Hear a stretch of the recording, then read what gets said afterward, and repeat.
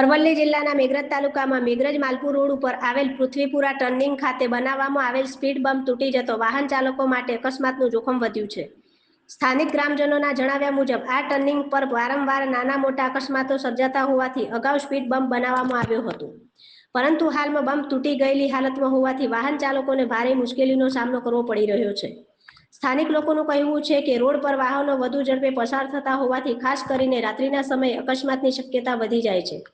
ગ્રામજનોએ તંત્ર સમક્ષ માંગ કરી છે કે તૂટી ગયેલા સ્પીડ બમ્પને તાત્કાલિક ધોરણે ફરી બનાવવામાં આવે, જેથી અકસ્માતોની ઘટનાઓ અટકાવી શકાય અને લોકોની સુરક્ષા સુનિશ્ચિત થાય। ગ્રામજનો દ્વારા માર્ગ અને મકાન વિભાગને પણ રજૂઆત કરવાની તૈયારી દર્શાવવામાં આવી છે। રિપોર્ટર નરેશ ખરાડી, મેઘરજ।